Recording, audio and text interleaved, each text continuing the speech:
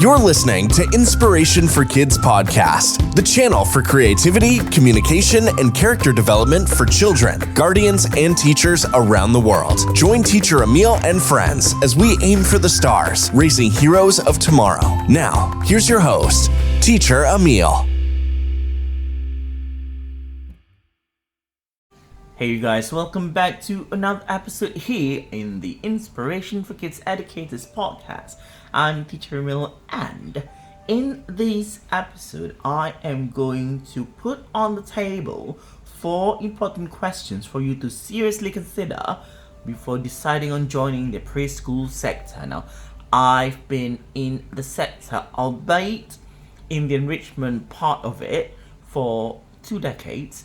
And of course, I've got all the experiences. I've met with people. I worked in a lot of schools around the world, and I've seen cultures and various styles and all that. But there are consistencies when it comes to certain ways and styles, expectations, standards, and cultures in all the schools. Now, you are interested, or you are about to enter the preschool sector. Most of you as teachers assistants, or even leaders like principals and VPs in the preschool sector, and I'm excited for you. I love it. I think it's a wonderful sector. It's got its challenges, ups and downs, of course. It's a fantastic sector, despite all the challenges that you will face. Not may, but you will face, right? Now, you will be working with the little people and our peers, but of course, like any other sector, it comes with its needs and challenges. So, I will put on the table 4 important questions for you to seriously know and consider before you jump right into joining the preschool sector, right? And all of these 4 points, I don't want you to take as an obstruction or a challenge or like a turn off for you from hesitating, but you do need to, as you enter and as you progress in your days, in your career, in your jobs, and your stability, you will face a lot of challenges. And these are the things that you will need to think about. Now, you know that working in the preschool sector is not just about you, of course, right? It's about the children. Now, when we're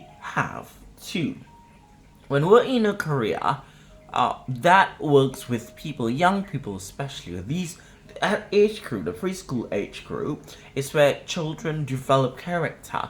They develop most of who they are to become at that age bracket. So, it's important. And with that, there's a lot that you need to be ready for, expect, or even not expect, but then you will need to build your patience, your resistance, your resilience, understanding a lot. So let's get straight down to these 4 points, right? Number 1, your work is not 9 to 5 or 7 to 7. It's not just clock in, clock out, right? Even if you're an assistant, you may need to do some work when above or beyond the hours, and even outside of the school. There are so much work to do, not just relating to teaching the children. Let's not get we'll talk about that very soon. But you got to do the preparations, you got to do the training, you got to be improving your skills. So if you are wanting a career that allows you to completely clock out, education in the preschool sector especially, it's not for you. You will be doing a lot more because you are working and constantly needing to improve, develop, progress, all the things that the children and the school and your classes need. And you can't do that mostly in class, because you will have to apply or conduct the lessons and take care of the children. It is preschool. It's not just teaching them ABCs. You gotta take care of all the different aspects of their time with you in school. So it is not a clock in, clock out. Of course, physically you clock in, clock out, but you do need to do more, and you will need to do more, and you will be expected to do more, because if you don't, people are going to judge you and assess your performance, right, based on how much work is ready by the time you get to school and you're ready for that. So understand that, and don't be, I wouldn't say heartbroken, but don't be surprised if you are needed to put more. Now, on a personal and on my professional level experience, I when I first started, even till now as a CEO of Stage Focus Global, I still have to do a lot beyond the hours that I'm doing. And even though I have my own teachers doing my classes, I still need to do more above and beyond those working days, weekdays, and those working hours, okay? So, don't be surprised, and you will need to be able to be flexible with what you will need to give, right? So, it is not a 9-to-5 job. Point 2, you are responsible for everything. Yes, you've got the space, you got the supplies and materials, you got the colleagues to help you, you have children, you got the room, you got the props, you get whatever you want, but at the end of the day, you are going to be responsible for everything that happens and everything that does not happen, because at the end of the day, you have been assigned to the group of children, to the kids, and you will need to make sure that things continue and progress and develop, and objectives and goals are met by the end of whatever timeline you have. Like, for example, the end of the year, when you have maybe a year-end performance, a graduation performance, right? Everything that's got to do with you and the children are your responsibility. From the smallest, if they drink the water, if they are kicking children, if they've got to get into accidents, if the room isn't big enough for you to do a certain activity, guess what? It's your responsibility, not anyone else's, not the schools. The schools got a whole, they don't micromanage them. They got the macro down. You're in charge of everything, the answer for everything, but you are in charge and you are responsible for everything. For example, okay, so you want to do this massive art activity, right? You don't have enough space in the classroom. You don't just go, I can't do it because I don't have enough space. The school is a small school. You can't do that. What you need to do is go, okay, I need space. I'm going to look for it. Now, if you are needing to submit papers, or if you need something from your principal, you will need to be the one to constantly chase after what you need. It's not, if after you've asked or requested for some things, if they say yes, and if they haven't actually given you what you asked for, it is your responsibility to ask, because you're the one who needs those things. You're the one who needs the space. You're the ones who needs the activities and the situation. All of that needs to be done is your responsibility. So, again, based on my experience, people, like my teachers, they are in charge of classes. They request things from me, and I do forget sometimes, or it's just I got a long list of things to do as a CEO. They need to keep pushing me to get, because at the end of the day, they are responsible for their children in their classes, and we are responsible for our duties. I can't blame my teachers if I don't approve finance to pay them their salaries, right? I have to do that. It's the same thing as they need to do the activity, and they need to keep chasing after the activity so they can have things done, right? So you need to be ready to be responsible, to take responsibility for your children and your classroom and your school and the way you communicate with the parents and all that. Now, point 3, you must always and only rely on self-appreciation. It's so important for you to be able to thank yourself and to appreciate all the things you've done, all the things you do, because we can't rely on other people to say, hey, thank you. We can't expect others to appreciate us. We already know that teachers are not appreciated as much as we really should. Can you imagine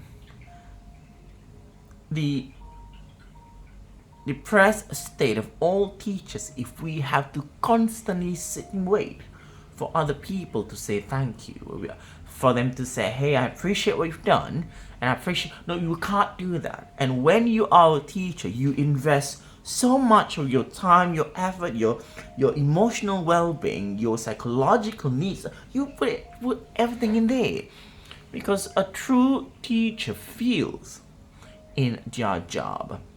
They commit, not just in their experience and knowledge, and education and training. They commit themselves as a person. It's going to take a lot from you, and it will take a lot from you.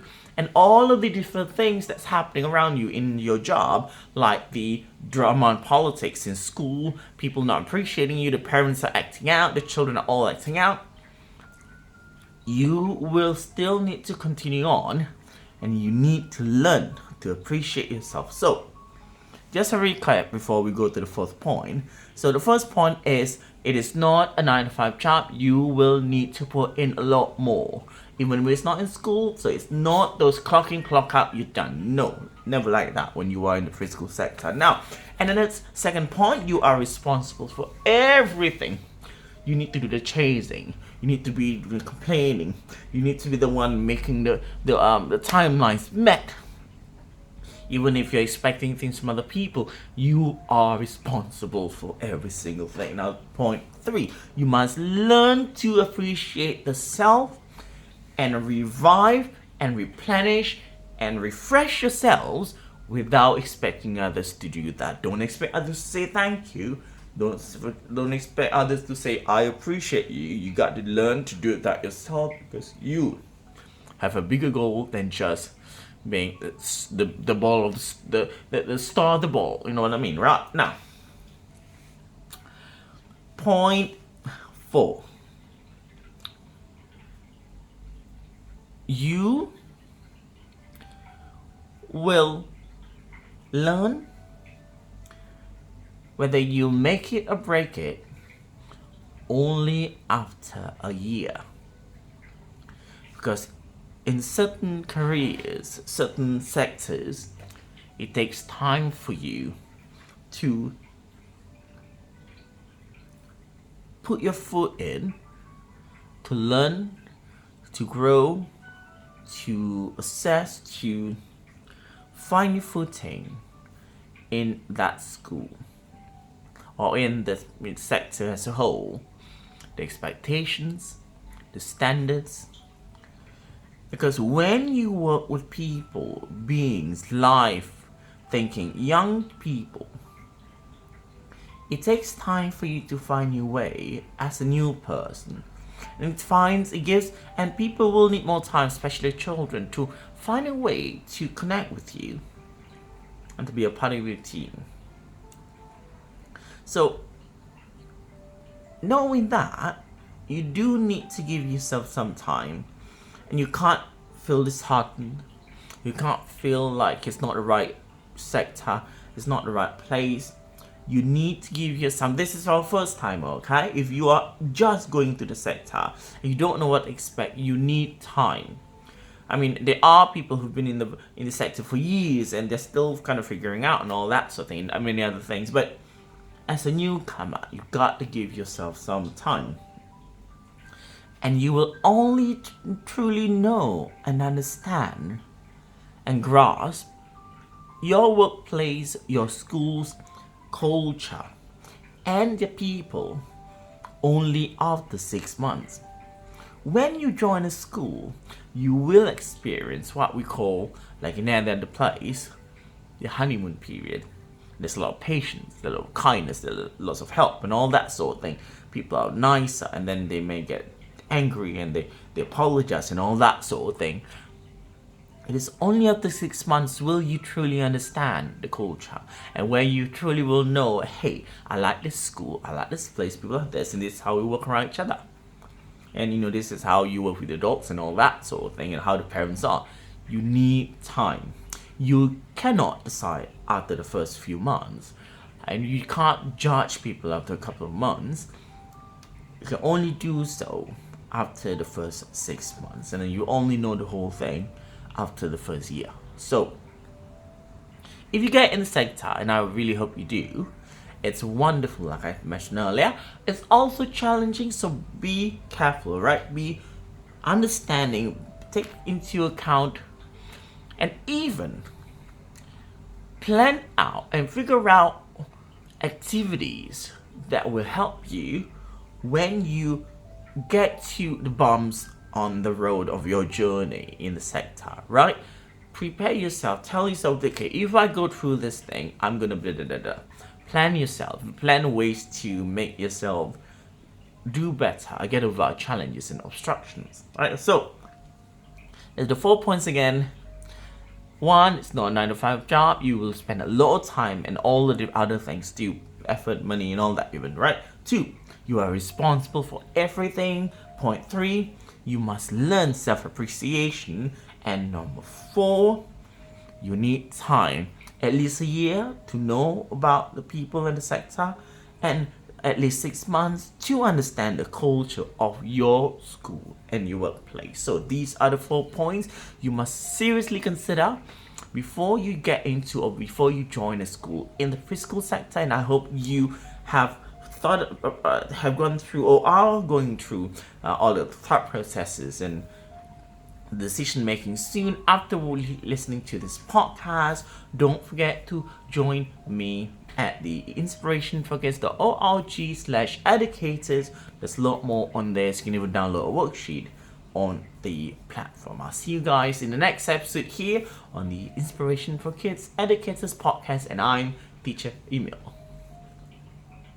Thanks for listening to the Inspiration for Kids podcast. Be sure to visit inspirationforkids.org to explore our network and be a part of our exciting journey. And don't forget to join us on all major social networks. Simply look out for Inspiration for Kids. Till next time, be brave, be kind, and let's continue to share our voice here on Inspiration for Kids.